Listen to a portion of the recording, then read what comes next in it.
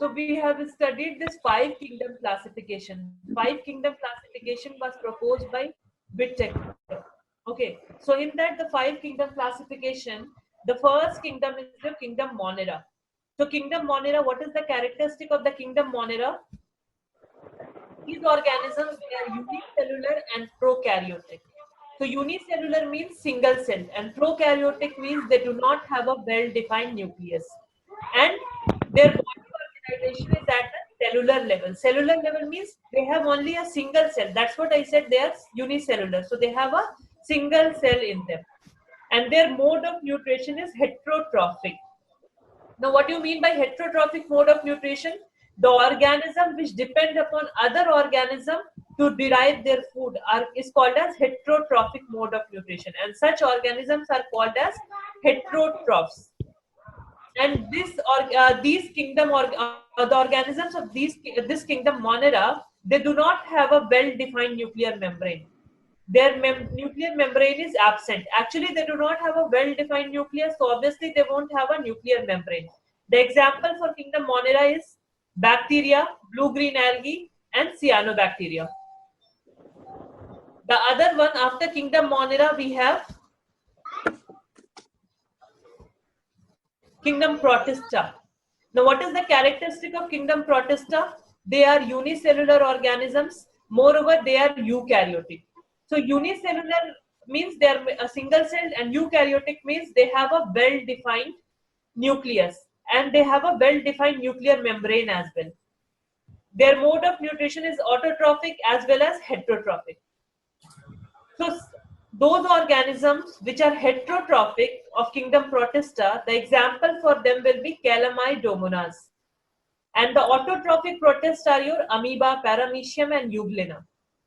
And these organisms, the organisms of the kingdom Protista, they have cilia and flagella within them.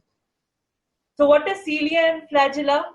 Cilia and flagella both are the locomotory structure of the organism. With the help of cilia and flagella, the organisms are able to locomote from one place to another. Got it? So flagella, what is the difference between cilia and flagella? Flagella will be one in number. Only a single flagella will be present over the body of the organism. Whereas cilia will be present in more numbers. N number of cilia will be present throughout the body of the organism. Okay. And their body organization is also on the cellular level. Means they are also made up of a single cell as they are unicellular. The next one is kingdom fungi. So kingdom fungi, what is the characteristic of this kingdom fungi? They are multicellular and eukaryotic. So these organisms are made up of more than one cells. Moreover, they are eukaryotic. Eukaryotic means they have a well-defined nucleus and nuclear membrane. Their body organization is on tissue level. What do you mean by tissue level? I told you the other day, cells actually combine together to form tissues. And tissues combine together to form the organ. Organ will combine to form the organ system. Organ system, and finally Body. Organism. Body. And finally organism. So their body organization is on the tissue level. And their mode of nutrition is heterotrophic. Their mode of nutrition is heterotrophic. They can be parasitic, they can be saprophytic. So what do you mean by a parasite? Parasite is a type of organism which live on another organism, derive nutrition from that organism, and in turn it cause harm to that organism. So the organism over which the parasites live, they are called as host. The examples for the parasitic fungi are Ustilago, Puccinia, Albugo. These are the examples of the parasitic fungi. And what are saprophytic fungi? Saprophytic fungi are those fungi which actually live on dead and decomposing organic matter. The example for saprophytic fungi is your mucor, rhizopus, penicillin, etc. Now the cell wall of the fungi is made up of chitin. Chitin is actually a polysaccharide, means it's a complex sugar. Cell wall of fungi is made up of chitin. Then another important information, the bacterial cell wall is made up of these two components, NAM and NAG. NAM is N-acetyl mumaric acid and NAG is N-acetyl glutamic acid. So these are the cell wall composition of bacteria, and the cell wall composition of fungi is chitin. Now this is the structure of a fungi. So a fungi will have three structures. It will have a sporangium, a ball-shaped structure called a sporangium. In this sporangium, there will be small spores. So whenever these spores will be landing up to a substrate, whenever these spores will be landing up to a proper place, they will develop into a new fungi. Okay. So these spores are actually the reproductive structures of the fungi. The next one is hyphae. Hyphae is a long extension which actually connects the mycelium with the sporangium. So it's a long extension. Hyphal is a long extension, and mycelium is the support from where the fungi starts to grow. So this is the thing which I told you right now: mycelium, hyphal, and sporangium. Then we have started with the kingdom fungi. We'll be starting with the kingdom plantae. So plant kingdom, as I already told you, that we have divided it to cryptogams and phanerogams. So what are phanerogams? Cryptogams are those plants which do not have a well-defined reproductive structure. Moreover, their reproductive structures are hidden. They do not produce seeds, they do not produce flowers, etc. But phanerogams, they have a well-defined reproductive structures, and their reproductive structures are exposed. Now, cryptogams can be further divided into three: thallophytes, bryophytes, and pteridophytes. Thallophytes can be again divided into algae, fungi, and lichens. Phanerogams can be divided into gymnosperms and angiosperms. And angiosperms can be further divided into monocot and dicot. Now, we'll be seeing about the thallophytes. So thallophyte, as I already told you, that these are the plants which do not have a well-defined stem, root, and leaves. Means their body is not well differentiated. They are present in the form of a thallus. They have a single structure throughout the body which is called as thallus. Moreover, they do not have vascular bundles. Means xylem and phloem is absent. They are multicellular. They are made up of more than one type of cells. They can be further divided into algae, fungi, and lichens. So algae and fungi you already know. Lichens, I told you the other day that they are the symbiotic association of fungi and algae. Means the two organisms, algae and fungi, they live together, mutually benefit each other, such association is called as lichens. Their association is called as lichens. Both the organisms, algae and fungi, when they live in a symbiotic relationship, means they mutually benefit each other. Such an association will be called as lichens. So what kind of benefit both of them derive from each other? Algae will provide food to the fungi, and fungi will provide shelter to the algae. So in a way, both of them are mutually benefiting each other. And such a symbiotic association is called as lichens.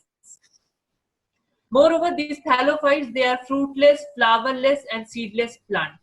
Means they do not produce fruits, flowers, as well as seeds. The example for this thallophyte is your algae. The example of thallophyte is your algae. Next, we are going to see about the bryophytes. So bryophytes, popularly known as the amphibians of the plant kingdom. In most of your exams, you will be coming across this question: which particular plant is, or which particular organism is known as the amphibian of the plant kingdom? So the answer should be bryophytes. And in these bryophytes, they have stems, they have leaves, but roots are absent. Bryophytes will have the stems and the leaves, but there won't be any roots in them. Moreover, their vascular bundle starts to develop. Means it has started to develop. Now from the thallophyta there was no vascular bundle, but in this one it has started to develop. And what is their habitat? The place where they grow in mostly marshy and sandy areas. These organisms or these plants, bryophytes, actually grow in the marshy and sandy areas. And what is their dominant generation? Their dominant generation is gametophyte. I told you what do you mean by gametophyte? It is sporophyte. Can any one of you tell me? So gametophytes are the plants which reproduce from the sexual reproduction, that is from their gametes, Very good. and sporophytes are the plants which reproduce from their spores. Very good. So actually in plants, if you will see, there are two modes of reproduction. One mode of reproduction is by the help of a spore. That is asexual reproduction. So such a plant which reproduce through the spores, they produce a plant body which is called as sporophyte. Okay. And some other plants which are highly developed, they actually reproduce through the gametes. So their plant body will be called as the gametophyte. So in bryophytes, mostly they reproduce through the gametes, and their generation will be called as gametophyte. So it is dominant means most of the time they will be reproducing through the gametes. Moreover, they are photosynthetic and autotroph. As they are green in color, so they will be doing the process of photosynthesis and they will be preparing their own food. The next one is pteridophytes. Pteridophytes, they will have a well-developed root, stem and leaves. Their body is well differentiated into root, stems and leaves. They have a well-developed vascular bundle for conduction of food and water. Means they have a well-developed xylem and phloem by which they can carry the food material as well as water and minerals from one part of the plant to the other. Their leaves usually have the leaflets, like you can see here. In the leaves, you will have small leaflets, and they have spores. So what is the dominant phase here, dominant generation here? It is the sporophyte. Sporophytic generation is the dominant generation. Mostly these plants, they reproduce by the spores. So sporophytic will be the, sporophytes will be the dominant generation here. They are photosynthetic and autotroph, means they can prepare their own food as well as they can utilize the sunlight to manufacture their food by the process of photosynthesis. They are multicellular, means they are made up of more than one type of cells. Moreover, these plants are seedless and fruitless and flowerless. That is, they do not produce seeds, fruits, and flowers. The next one is kingdom phanerogams. Kingdom phanerogam actually are the plants which do not have, which actually have a well-developed reproductive structure. Their reproductive structures are well exposed. They reproduce through the process of sexual reproduction and seeds are produced. So where the seeds are produced? The seeds are produced inside the ovary. Ovary is a female reproductive structure where the male gamete, that is pollen grain, enters into and fuses there to form the seed. Now this phanerogam can be further divided into angiosperms and gymnosperms. So gymnosperms are actually the plants which have a naked seed, means they do not have a seed coat. These plants do not have a seed coat. And angiosperms are the plants which have a seed coat, whose seeds will have a seed coat and they will produce the fruits as well. Now we have seen this gymnosperm, that they are the naked seeds. They have the naked seeds. Their root, stems and leaves are well developed. Their vascular bundles are well developed. They will be producing fruit, flowers and seeds, everything. Mostly these plants are unisexual. These plants are unisexual, means the male and the female flowers are separate, independent. And in these plants, wood formation takes place. There is a formation, wood will be produced inside the plants, means these are the normal plants, except they do not have a seed coat in their seeds. The example for this will be your Pinus and Cyticus. These are the two examples of the gymnosperms. The angiosperms, these are the most developed plants.